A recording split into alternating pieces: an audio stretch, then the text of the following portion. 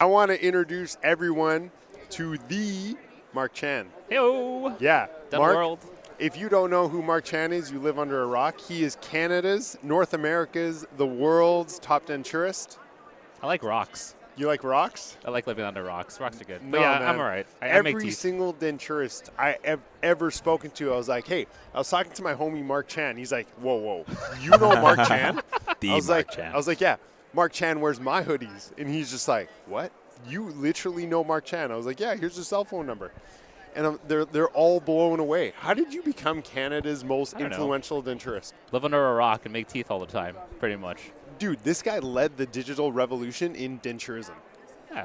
I like denture making first and foremost. So I guess the general progression was you learn how to make it in the analog way, and then you progress and learn the new school way, which is obviously digital. And obviously, we're at ODA today, and digital is trending in all aspects, whether it be CBTC scan, intraoral scanning. But the little topic that is not touched upon is obviously prosthetics. And most dentists that I know, and that's probably why I have a job still, dentures is the yucky, dirty, complicated, I don't understand thing that we know in dentistry. And unfortunately, or fortunately for me, it's something that I still have to make every day, and something that I face every day. And renownedly, I've progressed into digital, and so I still have really good foundations in analog, and that's where I started teaching. And I do love making digital dentures, but also love making things with my hands, and that's where I started. And so my foundations have allowed me to progress my skills, but I never forget that my foundations were in an analog way.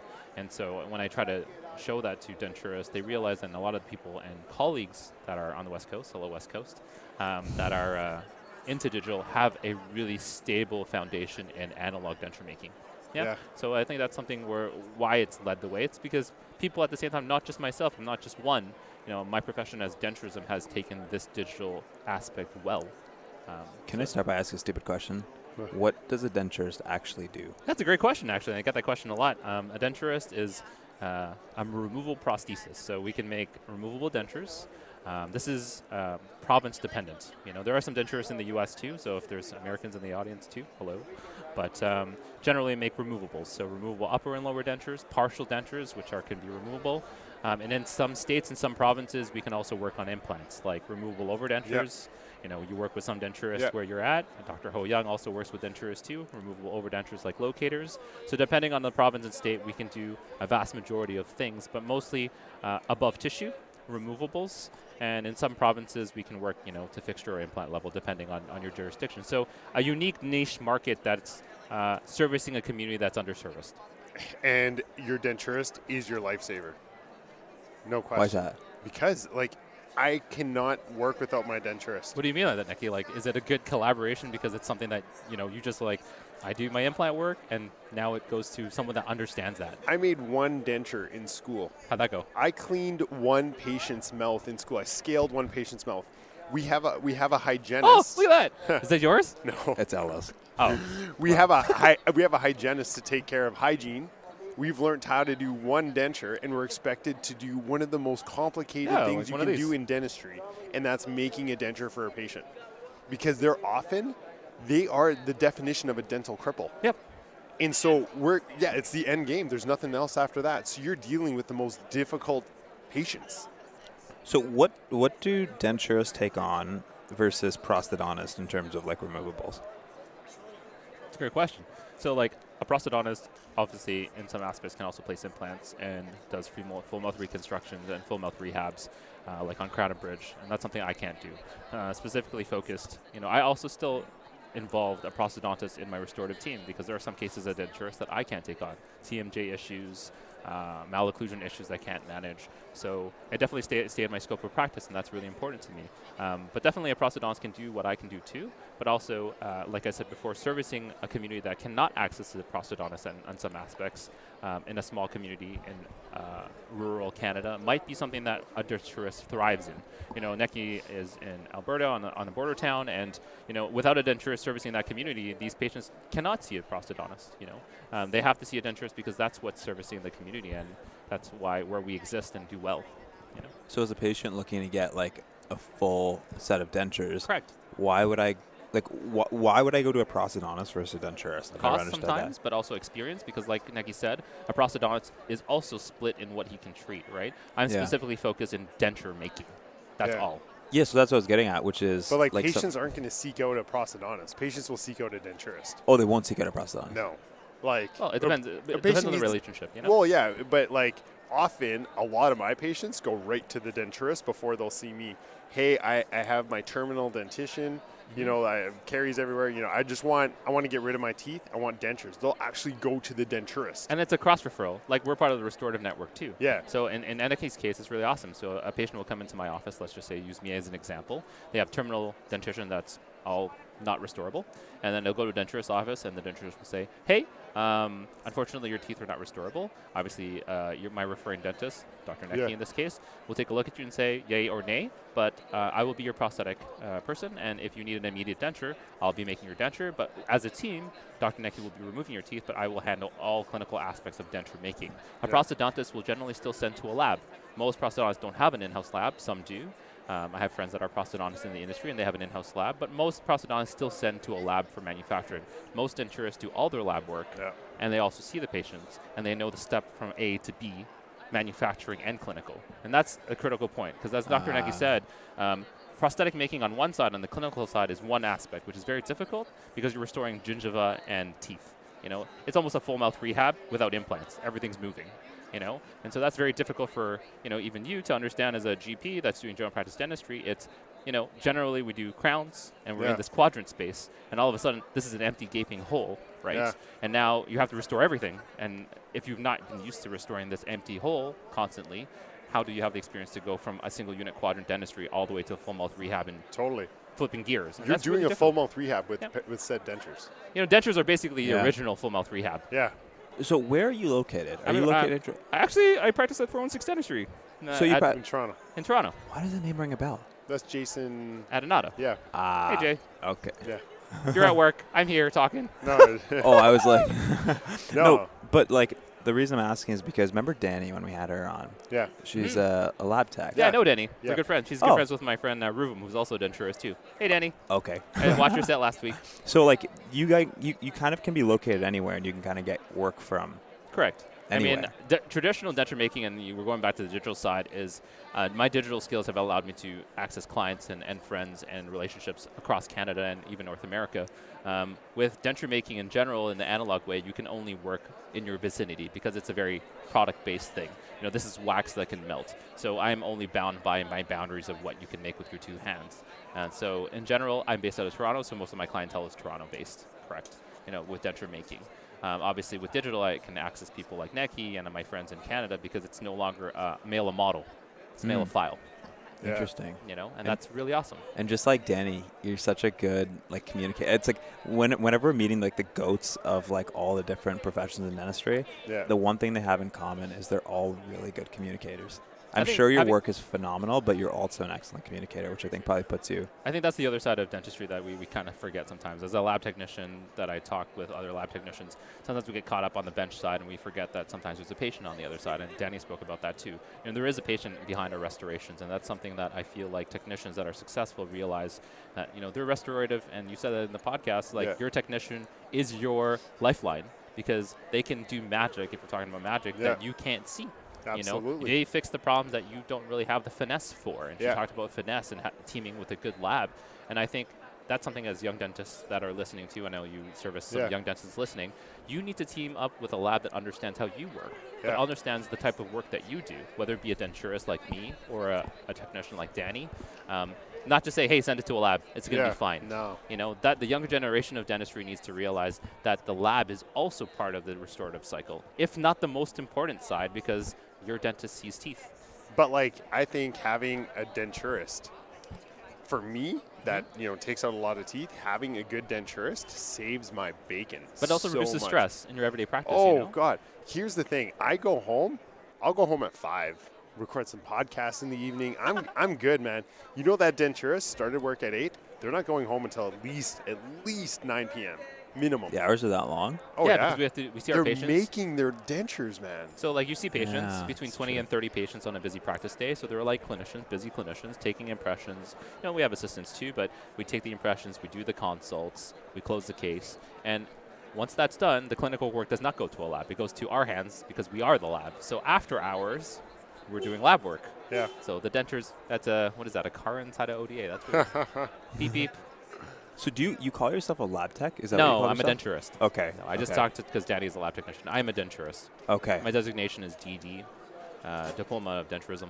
You know, and there's actually, speaking of that, schools in Denturism, we do need more denturists servicing all of Canada. Absolutely. So, you know, I know we're talking about me today, but like Denturism in general is a needed profession both on the East Coast and West Coast, and underserviced immensely. So, for example, in Newfoundland and New Brunswick, there's about 22 denturists. They're all in the 65 range. So in the next 2 years, there are going to be about 12 denturists left to service the whole province. Yeah. So if you're a young denturist out there, or you're looking for a profession, we need more denturists in Canada generally. Yeah. And I truly do not think a dentist can replace a denturist. And vice versa. We're not competing. No, we're a team. Yeah. And so it bugs me when I see people that just because they can scan to make a lower denture does not make you a good denturist. Yeah, correct. Because what are you going to do? You're going to do a full mouth clearance, give them immediate dentures as a dentist. Okay, you don't really know everything. Your lab has made everything. You just scanned the patient, collected the money, man. Now the real treatment planning begins. Did you set your occlusion up properly? Right. How are you going to balance that? So when the patient bites, this side doesn't lift up. Now you're dealing with grumpy patients. And like Neki said, you know, those patients coming with a whole bunch of issues dentally, but also mentally and physically, financially. That's something that we don't talk about. Yeah. You know, we do have to pay the bills as dentists and dental professionals. And I think having a team member that understands that side of the prosthetic knitting, but also the patients we deal with. You know, most of my patients are immigrant from other parts of the world, so finances are really tough. So that's a community that I service, which is underserviced. And this is the same for denturists across Canada. They service a specific community. Like my friends on the West Coast, they service the native community. Yeah. They go on the reserves, and that's an underserviced community that also needs dentures, which is not generally thought about in dentistry. That's right. So, you know, I'm not saying triage dentistry, but, you know, you can't do the vast majority of dentistry because so many patients need to be seen. Yeah. I know we're almost at time, but no problem. It's interesting because we do a lot of like what we call IPE in dentistry, which is like interprofessional education. Correct. And we work with like physiotherapists, doctors, whatever. Is denturism part of that? Well, what just blows my mind is it's like not. We don't even know the people in our own profession who we should know. And for the first time at ODA, we actually got our designation on the registration. Because so it's a success. Like, I don't know. Yeah. Are you shitting me? Yeah. So for the first time, so it's a success for Denturism. So shout out to my association for doing it. But interprofessional collaboration, if we're wrapping this up, is something that I believe strongly in. Not only as a denturist, but as a denturist, I stick in my lane doing Denturism. But we should talk. Like we're having a conversation at this table today, but this is a conversation that needs to expand to dentistry in general. Is this different in Alberta? No, it's the same. Denturism is generally. Okay, if I set up a new practice in Toronto, okay, the first person I'm reaching out to is a denturist. My very first. Yeah.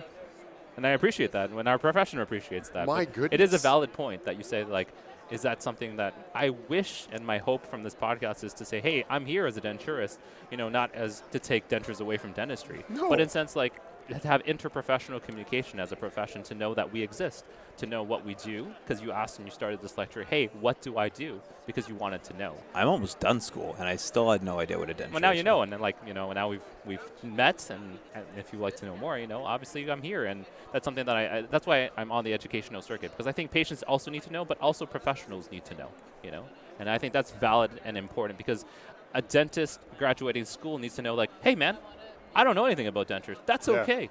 You can tap into a whole profession that's denturism. What are the other things you need to know? Denturist, lab tech, what else? Like when you're starting a practice? Like, yeah, when you're not starting a practice, but like when you start to practice, like who should you know? You need to build your network. Build your restorative cycle. Yeah. What's part of your restorative cycle? So what are the other big ones? Lab tech, denturist. Your specialist. And then, specialist. So like, prosthodontist, endodontist. Yeah. What else?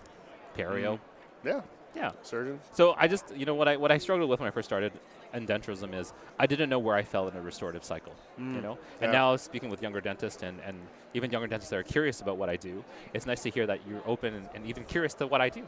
as someone that's, soon to be, and that's really important to me. And I really appreciate you having me on, because I really do believe that denturism has a place both in Canada, and we're very strong in the Canadian market, specifically Canada. We have the most denturists worldwide in Canada. Yeah. Oh man, and like I would refuse to do an implant case without a denturist. Wouldn't even consider it. I've had so many people come to me. They're like, "You do my classmates actually. Yeah, and they work with you. Yeah. And I was like, "Nah, I'm not doing it without a denturist."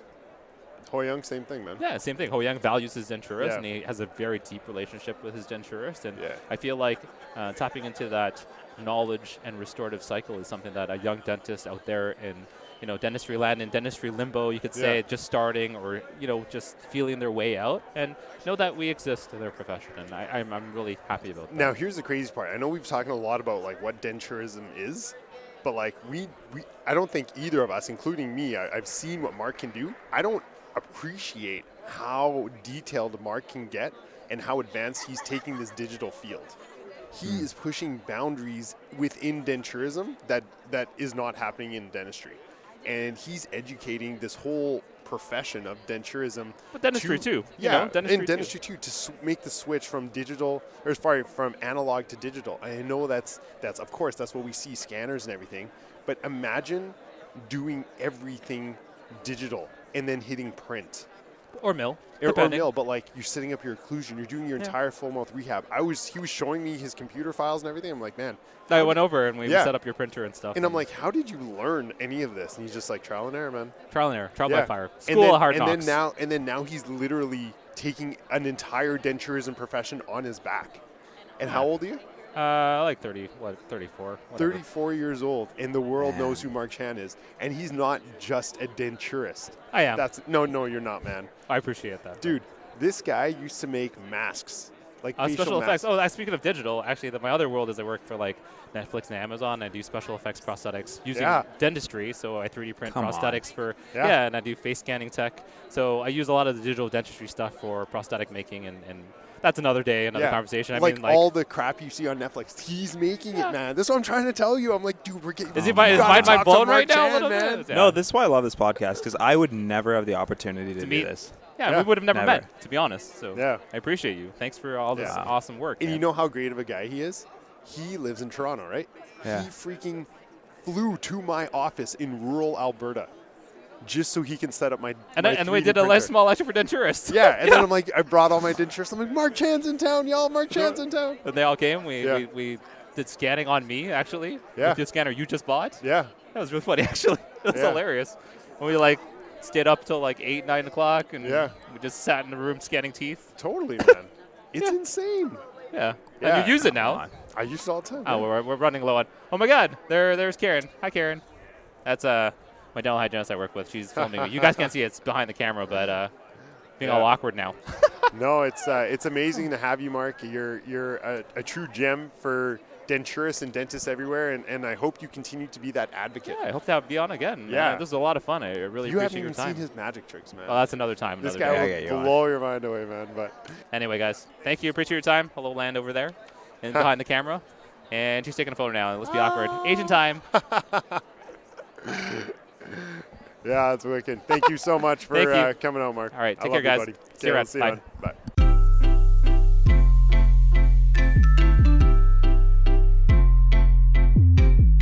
Welcome to the Hi, I'm Neki. Is that a sweater? Yeah, dude. Dude, it's the Hi, I'm Doctor sweater. Oh, dude, I see you got yours on too. Looking sharp, bro. Dude, where'd you get yours from? It was super easy, man. I just went on to our website, www.hiimdoctor.com. That's HIIMDR.com. We have a website. We must be raking in cash from selling these sweaters. Dude, we are killing it. I mean, if that includes losing money on every single sweater that we make, I think we're doing really well. Yeah, Neki and I are donating all proceeds, which is zero, to charity because we are losing money. I wonder if the charity will pay us. I think we got something here, man. Let's keep on losing money on every sweater. Alrighty, guys, go check us out. hiimdoctor.com. We'll see ya.